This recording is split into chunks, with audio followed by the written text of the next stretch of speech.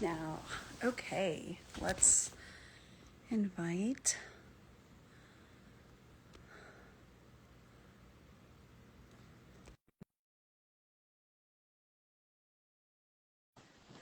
Okay, joined. All right, we're gonna do this again. Oh, there we are. Okay. That was so much easier than last time.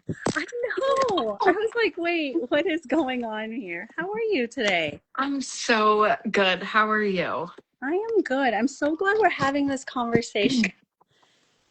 I'm so excited. Yes. So excited. I think just to prefix this conversation, we are going to talk about uh, when the world feels so raw, or we're so raw in postpartum, and when the world is like every time you turn on, something terrible is happening, you know? Yep. And it can be perceived terrible and it can be terrible, but I think to have this conversation is super important and not to shy away from it. So thank you for agreeing to do this with me. Yeah, absolutely. Absolutely. And hi everyone who's joined. So let me give you a little bit of a background of where I felt this the most in my journeys, and then just then we'll can continue with the conversation. So I was actually 6 months pregnant and activated in Katrina. And as you know, as a pediatric nurse, when you're activated, that means it's all hands on deck. You come to the hospital, you stay there overnight, all of that good stuff. Like we packed a bag. This is our first, me and my husband. So we're both activated. And it was really jarring because you don't imagine, when you go out and have your first baby, because it's a big decision, right? In a relationship, it's a huge decision. It's like, oh, are we ready Absolutely. to do this? And it was, and also we're in residency, we're doing 80 hours a week, to kind of fit all this in. And so to get that call and then show up at 6 months with my belly out, when I showed up, one of my attendings was pregnant. She was 35 weeks. And then one of the ICU nurses was pregnant as well. And so we had three of us women all activated, all pregnant at the same time. And first thing that hit me was like, in a medicine and a healthcare, there's never a good time to be pregnant. Like never. I have never resonated with a sentence more than that right there. Absolutely. I worked in the ER and per diem at the urgent care throughout my entire pregnancy to be able to afford maternity leave here in New York State. Yeah. Yeah. It's nothing will prepare you ever. Nothing. And I mean, in healthcare, is when you are working on the floor, it's a beast of its own, and especially when you're working in ICU kind of or in acute setting. Yep. You sometimes can't pee because some emergency has come. And as pregnant women, you pee a lot. Yep. 100%. You can't pee, you can't eat. I literally remember and I had hyperemesis, so I was throwing up like 8 to 10 times a day. I remember coding someone, for people who don't know the medical term, doing compressions, getting ROSC, so they got back to life. They went to the ICU, and I just remember walking out of that room and puking my brains out. Puking my brains out. Yeah. And I was like, I can't do this. This is, but you have no choice. You do what you have to do. Yeah. And people ask me all the time, Michaela, I don't know how you did that. I don't know, blah, blah, blah. Like, that's insane. That's crazy. How did you do it? I had no choice. I had no choice.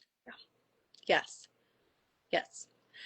Just like being activated and Katrina, I actually didn't even know I had a choice, to be honest. I was told later that I could have said, no, this is not for me.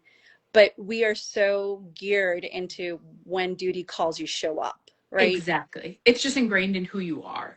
Like, Right. as a human, when you enter healthcare, like, I don't know how to describe it, but like any person in healthcare, not just like can be CT, X-ray, OB, ultrasound, like it's in your DNA.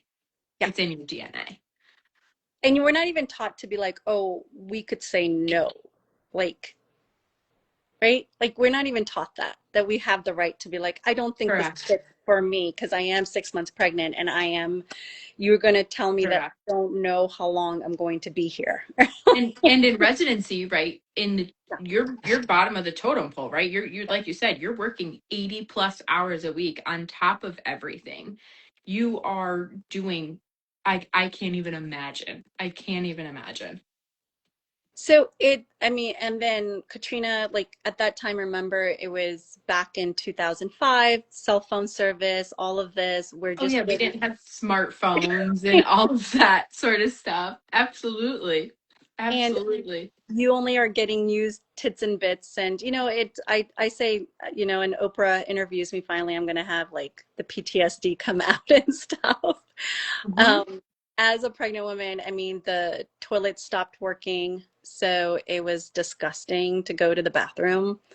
This was like the last day going into it. There was hardly any that much good food. I mean, we brought food and stuff, like we're Yeah. people packed, but the cafeteria doesn't, you don't get deliveries or anything. Oh, absolutely. So it was just like whatever you could eat. And it was literally was whatever you could eat. Um, but the toilet's not working, where it's just like so disgusting because Yeah. like things were backed up and you just couldn't find. Yeah, that, and then you have the nausea, right? Because you're hiding the smell. It's like, so Hmm. it was a very surreal experience when we went back to New Orleans. Only a couple of people were residency programs were allowed to open. And could you imagine this, Michaela? I stepped into a pediatric hospital with zero patients. Zero. It's really funny you say that because in COVID, I remember fighting for I was in so the nurse residency program in New York State, you can't start in the emergency room. You have to work for a year before you can. So the hospital's way around this is to have residency programs for nurses, right? So you're a brand new baby nurse, but you're a resident nurse. So you're not actually counted in the numbers. So you don't count till you hit a year. Well, long story short, I remember people fighting for patients in 2020 because hospitals were empty. I think I have a video somewhere of just scrolling through the entire computer, not a single name on the board. All 50, 60 some odd beds blank. Yeah. Yeah. Nothing. It's eerie. It's so eerie. It's so eerie. And you just don't know what to do with yourself, right? And then like even then, because we were stationed in New Orleans and New Orleans got hit hard. Other things with pregnancy, right? There's no stores that are opened for like baby stuff, right? We had Toys R Us and Baby R Us at back then. We Oh, didn't back have in the day. Amazon. Yeah, I was just saying you didn't have Amazon, you didn't have next day delivery, you didn't have Instacart. No, no. And so we like literally had to go to Baton Rouge to get all this stuff, which all in to say it's just that you're dealing with this while still pregnant. And Oh, and unfortunately my attending did lose her baby and it was very jarring. So 35 weeks, stop moving. So people listening here, kick counts are so important. So important. Please do not diminish your kick points or your kick counts, please. And please believe yourself. Please believe your body. Please believe that you have the right to pause, like you just do for that. So, and then COVID hit, and then I would walk in because this is the time I created my own home health company and walk in, and that anxiety, that sacred, it was palpable. Like you could feel it the minute I walked in. And I think I identified it with more because I had that experience with Katrina. Like I had it with that, like I don't yeah. know what's going on. That's I don't know. And it was just, like you said, it was, I just could pick it up, right? Because you're just like, the world is ending and I just delivered a baby into this world. yeah. I can't even imagine. I literally can't even imagine. And the difference was like for us and Katrina was like the people who had the means, and I was very privileged to have the means, we could go out of it, right? Like we drove out of it Yes. and stuff Yeah. like that. But Yeah. here it was like the whole world The wor- was like yeah. shut. Yeah. We call them COVID babies for a reason because you can still point out a 4 or 5 year old now that is terrified to go in the grocery store, or you just see faces. Like there's a massive difference between COVID babies who were raised and didn't have that normal interaction with people and grew up with masks, like just seeing this with people, versus other babies and people nowadays that you see. I mean, facial expressions are so important when raising kids and going out in the world, right? Like I can't even imagine. I'd be terrified too if all I grew up was in my little years seeing that. Like horrible. And like now being freshly postpartum, I have to get out of the house. I can't even imagine. I can't even It's unfathomable to me that these women and families didn't have a community center to go to, or a walking track to go to, or book club to go to, like, or restaurants. Like, Yeah. I mean, it was so bad that, because you do have this hormonal crash when you afterwards. And it was so bad that even stepping out, you might be putting yourself in dangers. I know because it's like you can rationalize on one end of it, right? But on the other end also, because of that hormonal crash, you're just like, but what if something happens? yep. Right? You Yes. know?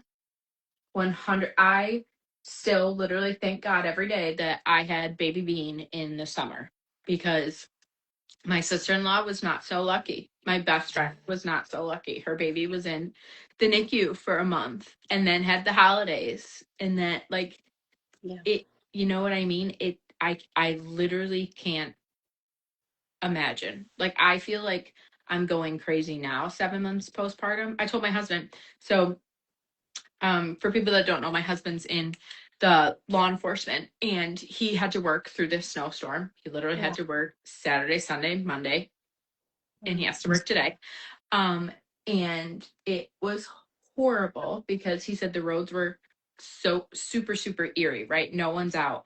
But I have not, every single day we get out of the house, Bean and I, whether we go get a Diet Coke to McDonald's, or we Yeah. go to the community center and we walk, or we go to the grocery store to get bananas simply because we're out. Like anything to get out of the house. I was stuck in this house for 36 hours and I wanted to bang my head off across the wall. Yeah. I started crying after bedtime. I just lost it. Yeah. So I can't even imagine Yeah. Yeah. having it worse, Yeah. truthfully. What did you do to help yourself then? Like instead of banging your head on the um, well, before I started to try and lose weight about 2 weeks ago, I would have said I had a fat glass of wine and sat in front of the TV. Now, I honestly, it's working out. I'm thankful enough that we have a basement that we can have stuff in. Um, but I think we FaceTime probably 10 people, Yeah. talking to my mom, my sister, my friend, her aunts, coworkers, literally, because she's bored out of her mind. I'm bored out of my mind, right? She can't talk back to me. I'm talking to myself about making avocado toast. I'm like, this just isn't like this can't be normal. Like people can't do this for months on end. I'm going on day 2 in this stupid snowstorm. Mm-hmm. It, horrible. And a lot of therapy. I still have a therapist. Oh my God. I think therapy is so important. I think you bring up a couple of things, like in the age of social media, which we're on, in the age of a telephone. I mean, telephone was really invented to communicate. You know, we have it in front of us. It's what the intentionality is to use it. You know, I mean, my parents came here as immigrants, and I remember we would wait till Sunday to make the international calls because it would be so much less expensive. So you couldn't call until Sunday. And now I can FaceTime my cousins in India. Like, this is Yeah. insane. Like, the Yeah. insanity that has come there. But with technology, I mean, there is, if we can use it properly and the intentions of it. Um, and I want to kind of, I know we're going to talk about, like, you know, social events and stuff like that, but I want to tell you a kind of a story to kind of lighten a little bit of this up, because I think it hits you in different ways. Okay. So I think this was like 4 or 5 months postpartum. I mean, not postpartum, sorry, pregnant with my first again. Everything happens with your first, it seems like. Yeah. Um, and I had come back from call. It was 30 hours after a call. I sat down, I turned on the TV, and the Pope was going to be elected. Okay, like, this was John Paul II. So in my lifetime, John Paul II had a very, he was a big figure in our historical, like a very huge big figure. And he did, you know, everybody loved him, regardless of what religion you were, everybody loved him in that sense. And so he had passed away, and now they were going to elect the new pope. I'm like, all right, okay. I turned on the TV, you know, I was like, oh, I'm watching it and blah, blah, blah. And then, you know how traditionally they elect the pope, the smoke comes out, right? Yeah. So the first smoke came out, and it was black. My husband calls and he goes, hey, you know, I'm just checking on you. How are things going? I'm like, oh, it's good. I'm just sitting here doing it. I say, okay, I'm going to hop onto this case. I'll call you back. You're going to be up in 30 minutes or so. I was like, yeah, I'm just eating them, blah, blah, blah. So 30 minutes go by, and he calls me, and I'm bawling, like, Michaela, bawling. Like, I just cannot, like, this, control myself, Yeah. bawling. And he goes, what happened? Like, what, is everything okay? The baby okay? Blah, blah, blah. I go, yeah, they just elected the Pope. I saw the white smoke. And he goes, you're crying because you saw the white smoke? And I was like, yeah. And he goes, Sonal, we're Hindus. We're not even Catholics. Like, what is wrong? Like, and I We're not even Catholic. like, literally. And I think that hit me because it was why I was bawling. And I know exactly why I was bawling. Because it was such, in the media, in the time period where we have so much. I mean, we're starting the internet, we were starting all these communications, blah, blah, blah. We relied on something so sacred as a black and white smoke. Like, that was so traditional. That was so ingrained that they didn't say that, oh, we're going to announce it on the internet. It's like, you're going to wait Yeah. for that tradition to come up. And I think, I mean, I'm still tearing up because I think there's so much beauty in humanity and in traditions. And when something like hits you like that in your face, you're just like, man, yeah, we weren't even Catholic, but I still am like, that was amazing. You know, I think it was also the sense of community because you would see it out on, you know, on the Vatican, and everybody, the whole world is Yeah. No, waiting for that literally the whole smoke. world. Whole world is waiting for that Hmm. smoke to come up. And I think even that goes to the core of when the world seems so impossible, right? Like you just said, the snowstorm, what's happening in Minneapolis, what's happening with, like, pediatricians with vaccines, all of this just seems so impossible. But the It's humanity, wild to me. yeah, I mean, that's all wild. I But think we just, you're right. We just forget, like, we're humans. yeah, yeah, we're all sorting this out. Yep. we're all sorting this out, man. And to use tools like this for connections more than mindless scrolling, or, you know, to be purposeful, to be intentional about it. Yeah. It's like, you know, it's to reach out to um, people that you might not have reached out to, right? Um, yeah, it's that. So you know me, Michaela, I love bringing science into everything. And that's what I love. So they're called cognitive scientists that actually study happiness. Did you know that? I'm like No. discovering all of this. So they actually study happiness, and they want to figure out like why, like, you know, you've seen it, right? Like I see it when I go back to India, where the little boy on the street has no shoes on, and they're laughing their heads off, right? While the person in the big old apartment is miserable as heck, right? So like, what is that difference, right? So there's a thing that they say, and I'm still learning it, so I want to introduce it to all of you guys because I think it's really powerful to sit with it too. It's like there's two versions of happiness that you have that create memories, that create experiences, that make you, and there's actually a gene for happiness. Did you know that? No. And I think the gene of happiness was probably goes along with if someone has a fixed mindset or a mindset that can be open mindset. I think Yeah. that's where it is because you see people who are miserable. Like you're just like you see people, right? It will forever blow my mind. It will forever blow my mind. And I will always forever say, I'm like, guys, we could literally die tomorrow. Yeah. How? Like, life is way too short to not be happy. Yeah. Way too short. Yeah. Yes. People that are miserable, I'm like, yeah. Yeah. Yeah. So apparently there's a gene for it. And with anything, it comes back to nature versus nurture kind of thing. So you can nurture the misery out of that gene and become more happy. But the two philosophies are if you're happy in your life or you're happy with your life. Okay. So happy in your life and happy with your life. And both are simultaneously happening. So what it means to be happy in your life is this moment in time, you are truly happy in your life, like in your presence and stuff like that. And then if you're happy with your life. So it goes back to going back to postpartum and stuff like that. You're happy with your life. You've created this family that you've been always dreaming of, this thing, you've created that. But you might not be happy in that moment because you are up nursing, changing diapers and stuff like that.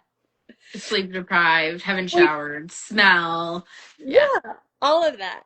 And then with the happiness in your life part of it, so that moment when you're there is every experience doesn't have to be happy. And so that's not what they're saying.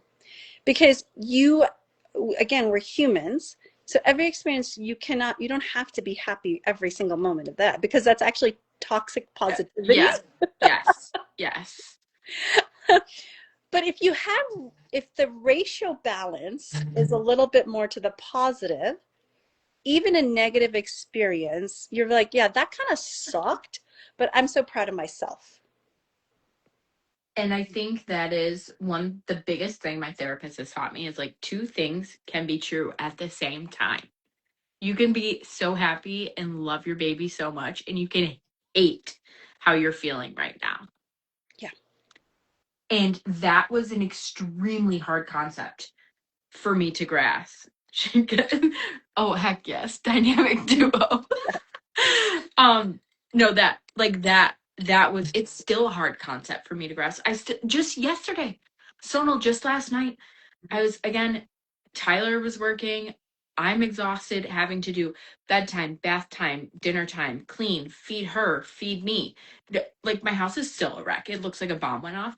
I literally was like, I hate this so much. I do not want to keep doing this. Like I'm so overwhelmed at night from 5 p.m. to 8 p.m. I fight for my life. But then I sat her down and like put her to bed and I was like, oh my god, I love her so much. I love this so much. Like how was I just like sad 30 minutes ago? So Yeah. it's still a hard concept for me to grasp that like two things can be true at the same time, but you almost feel guilty thinking that other thing. Oh, yeah. Oh, yeah. But I've learned that I like a clean house. So here's the other thing that I don't think we women do for ourselves well. because they talk about opportunity cost and the happiness stuff, and when they give you concrete piece of it, is that we don't allow ourselves to, and everybody has a little, I mean, it's not to say it's a privilege thing, but everybody has a little bit of, income that they can spend here and there and stuff like that. And we women always, even if we have $10, we will save it, right? Yep. And we are not taught that that $10 we could give to the neighborhood kid who could watch our kid for an hour, and we can clean the house because that's what I like. I like my house in order. Everybody comes over and, yeah, like, your house is so clean. How do you live with four boys? I go, because or five boys, right? It's like, Yeah. I want it to smell like a girl. Like, I don't Yeah. want it to be like I'm living with Five five. boys. I don't want that. But it was, so when I joined the NICU, I had a lot of nurses, a handful of them getting divorced, and they were getting divorced 20, 30 years married. Like 15, like it's not like a newlywed divorce. It was like Yeah. 15, 20, 30. And I was like, all right, guys, what gives? What is, Right? yeah, yeah, what's in the What water? gives? And they all said the same thing. They were like, we didn't prioritize ourselves first because we did not want to pay. Like, we were like, we will not pay for that. So the advice they gave me was like, if you want to do a book club and your husband's busy, you've like worked so hard to come here, what is that cost ratio for you? I was like, yeah, I could just pay $20 or maybe $30 at most. The neighborhood could come over, babysit, and then I could go out. Mhm. And that one blew my mind.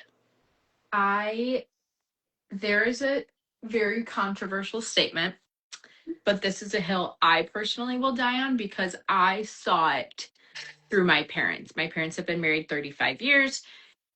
Like they are the gold standard. When I tell you my parents are parents for all of my friends and kids at church, I mean, like, we've my parents are actually living angels on this earth, I am convinced.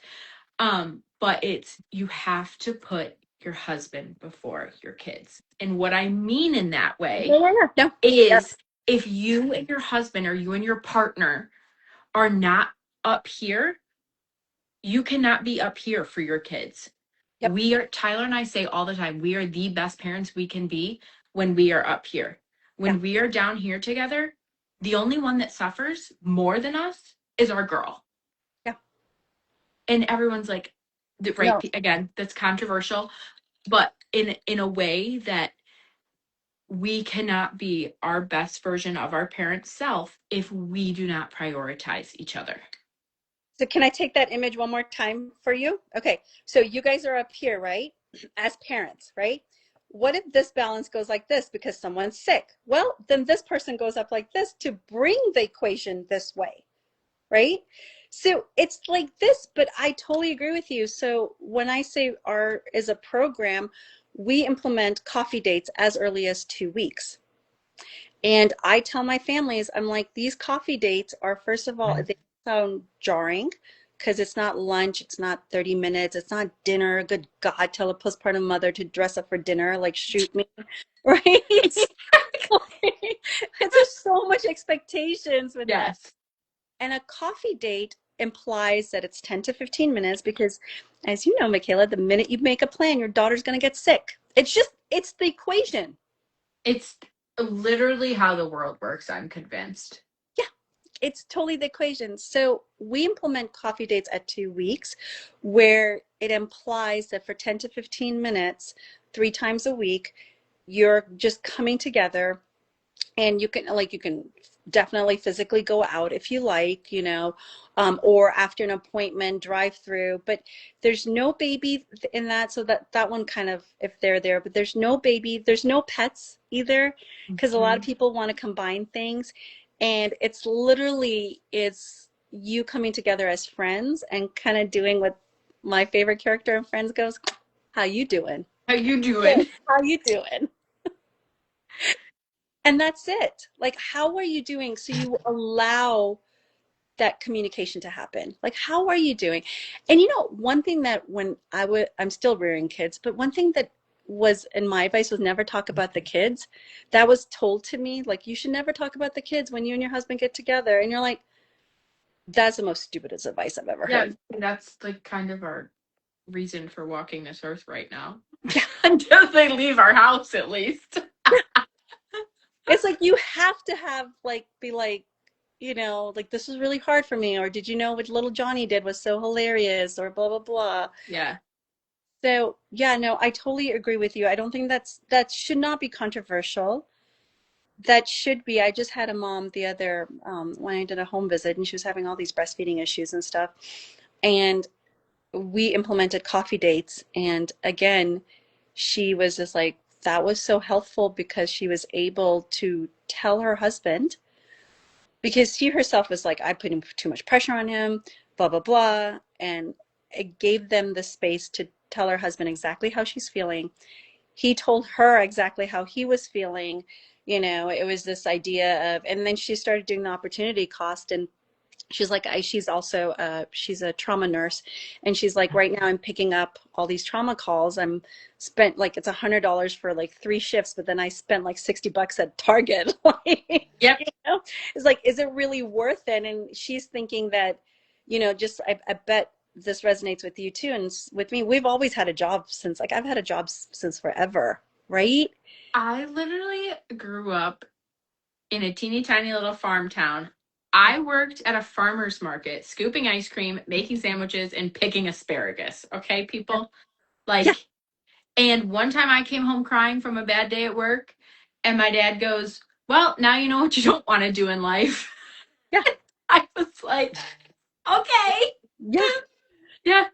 But then to go from that to being always bringing some income in, right? I actually made sub sandwiches. That was my big one, was I make sub sandwiches.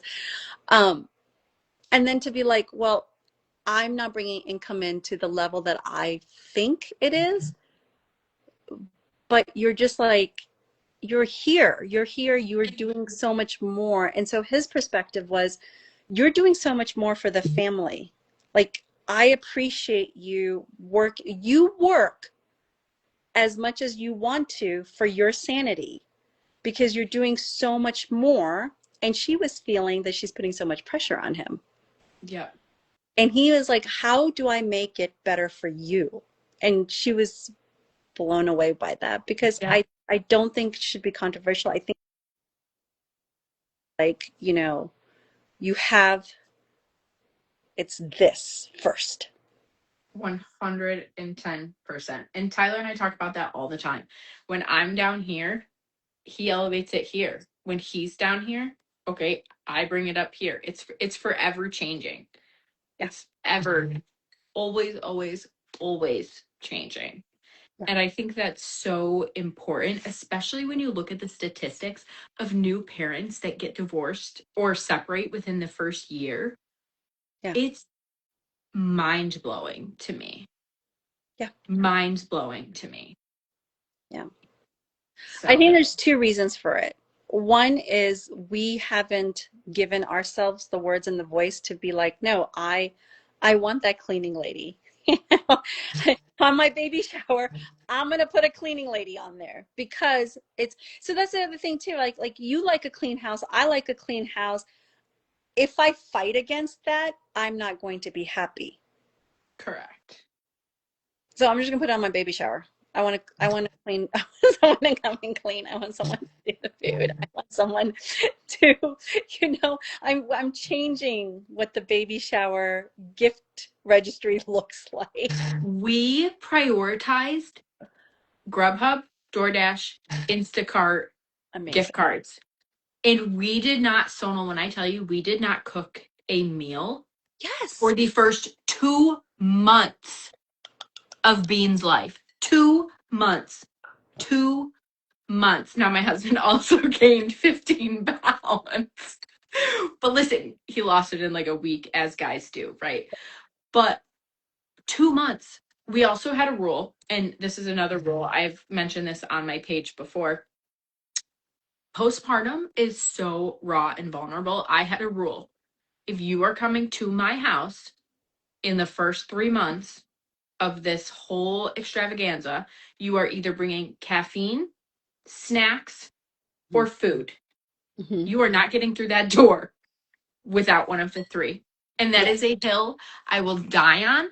And I Yes. think everyone should implement it. And they were like, I've gotten some backlash, like, oh, Michaela, well, how can you ask that of people? I said, how can you not ask that of people? First off, you have the wrong people coming to your house if they're not asking if you Yeah. need something when they're coming over to see this baby that you just pushed out of your vagina. Yeah. Okay? Yeah. Because, like, And what am I going to do with another bunch of flowers? I'm sorry. Done with the flowers. One is great. Beautiful. I can't eat them. also, I hate flowers. I'll say it. I do not like flowers. Get me a basket of mozzarella sticks. Okay? That'll go so much farther than, and Tyler knows, do not get me flowers. I expect flowers on our anniversary, and that is only, and it's not roses. I hate roses. I think they smell. I think they're stupid. I think they're expensive. What's your flower of I, choice? I personally really just like a nice bouquet. Not even nice. You can go to Wegmans and spend $15 on it. I want like just like a little bit of daisies, and maybe you can put a lily in there, and what are the big ones? Uh there's like the big bushy Gerber? ones. Gerber daisies? No. Yes. Yes, Okay. yes, yes, yes. Yes. Okay. Like something just simple, quaint that I can put on my counter, Yeah. and it's not over the top. Yeah. But also, like, do not spend more than $25 on them. I'm so Oh my sorry to God. all the floral shops out there. No, we go But to like, I told my husband, I was like, could you go to the clearance section when they're doing flowers? Because what they do is like the minute one rose like wilts, they slash it down like 50 to 75%. You're like, just she's go there. Yeah, in Indian families too, it's illegal to come to house without food. I was just reading that. Like Yeah. it is straight to jail. My husband will actually take you to jail. Yeah. Actually, it's He like can. don't come to our house if you're not. And that is just something. I, I don't know. It's a hot take.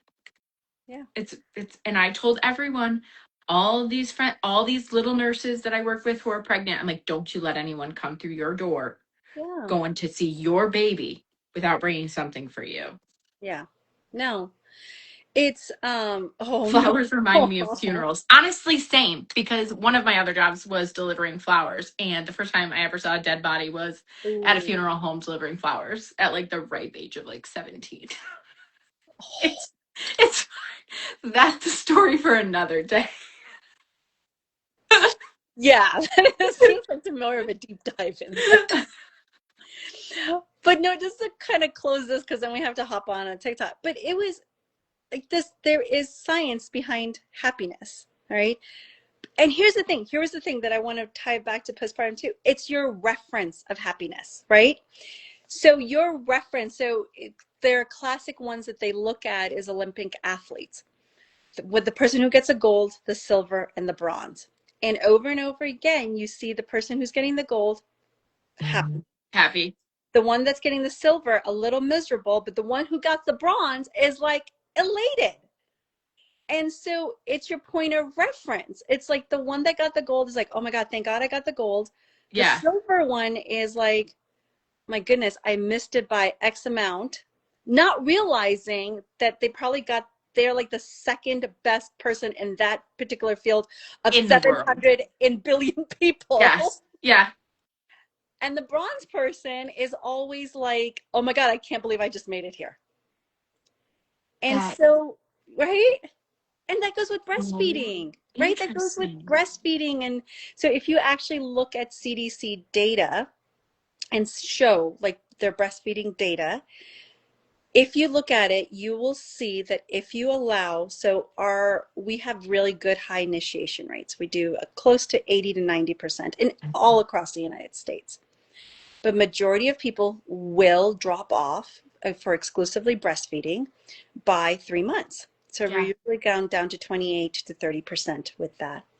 But then you'll see this trend of these moms that are breastfeeding longer and longer, and they will breastfeed till 9 months, 15 months. And what they show in that is that they're allowed to, they give themselves permission to allow to supplement when needed, make the journey what they want to, and they breastfeed longer because their reference point is not social media. It's not the stacks. It's not any of that.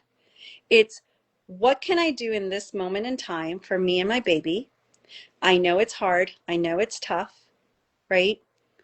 And I can sit here and attest to you that's what happened with me. Like for 4 kiddos, my last one was it's totally okay, Ashley, to last for only 3 months. And this is what we're talking about is because we are not giving ourselves the permission. And our reference point is some Social media, social media and some which data is, point. uh-huh, that You is the know? biggest thing that to me up Yeah. was, well, this is what social media is telling me. So this is what I should be able to doing. I should be pumping 10 ounces each pump session. Yeah. You're not a Now cow. I'm like, right now I'm 7 months into this and I'm like, oh my God, what even made me think that that was okay? That actually sounds awful, pumping 10 ounces each pump session. And here's the thing too, and Michaela, I think you can attest to this. Oversuppliers, they're miserable. You know, the I had people, the just, stacks and stacks of milk that you're seeing, that's actually a lot of misery behind it because I've worked with oversuppliers and we've had to kind of tune it down because you can fill in the blank for all of that. yep, it's, you're constantly hooked up to a pump. You're constantly engorged. You're constantly in pain. You're constantly annoyed. You're constantly, also, you don't realize how much your life you have to plan around that. Okay, I have A, B, C, D, X, Y, Z to do. I have to get that all done before I have to pump again.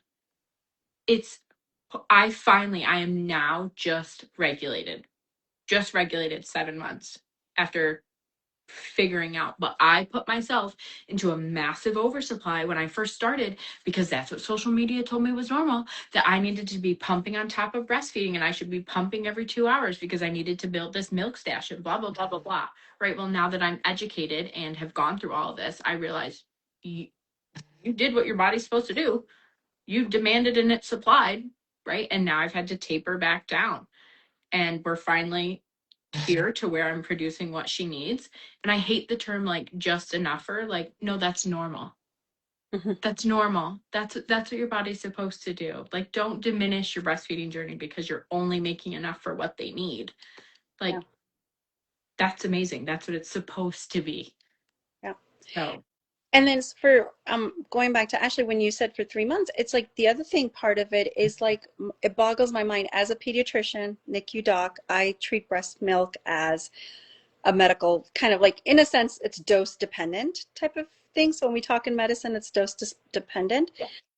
Again, I rather have you be pumping or feeding your baby, whatever your body is can and will, and however the journey suits you, because I know from data those moms do it longer, right?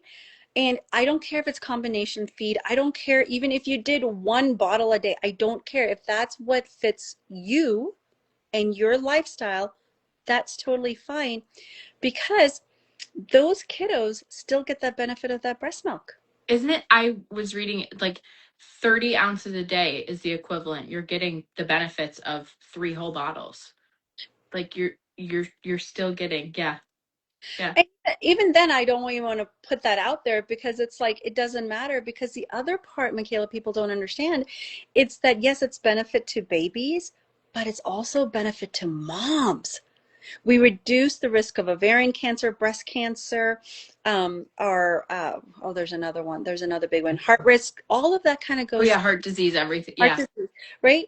And it's we don't have clear data because women's healthcare sucks, and we don't do data. A lot of it is part of it, but I don't care even if you are, like I think this pressure to create a journey that is molded by other outsourced references, like we really in the postpartum have to go back to what is good for me and my family and in Yep. my situation right now. And that's the reference point of happiness that you want to change. Agreed. 1000% agreed. Yeah. And I think that goes back to, again, oh my God, the guilt of not giving. Yeah, I, yeah, exactly. You know, it's, I, I, I'm so sorry. I wish we had found each other actually more, because the breast is best part of it. It's again, I think intentions were there to give more support, to give more avenues. But like I say, in our culture, the American culture, we never like to be in the middle. Wow, I actually love that saying. I'm going to continue using that for the rest of my life now, because ain't that the truth? Yeah. Like we just, the extremes is where we live in. And it seems so heightened now that the extremes is where you live in. You go to different sources and you have to be like, oh, what are we doing here? Yeah. Yep. So Yep. yeah. Yeah, the whole breast is best is the guilt of it, the just everything. Um, oh my God. Lick tiles off McDonald's. Exactly. Like I totally agree. I It's turned 4 totally with some tiles and true. It's totally true. So let's do this. you gave them organic food for nothing. Let's change it. Breast milk is important for moms. Let's just change it. Yes. It's not important for babies, because you're absolutely right. They're going to be, yes, a mom of 4 boys, I can attest to that, that they're going to be looking for there. But breast milk is best for moms. That's it. Yeah. Like it's our health also. So Agreed. yeah. So just to kind of finish this part off, is that's like the whole science behind happiness, the whole everything with that, and how you protect yourself when the world seems to be crumbling, as honestly is community, is doing, Yeah. you know, calling someone up randomly.